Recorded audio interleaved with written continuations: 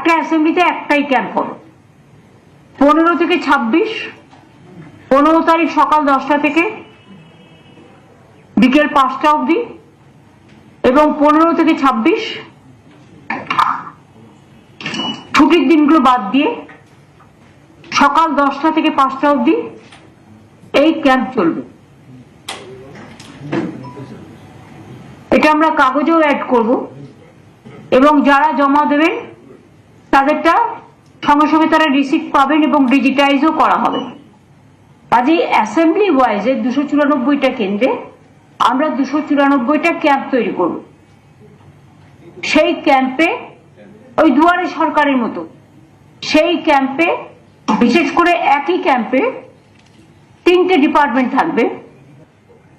যুবসাথী যুব ডিপার্টমেন্ট থাকবে, agriculture department থাকবে, আর মাইনর ইরিগেশন অ্যান্ড পাওয়ার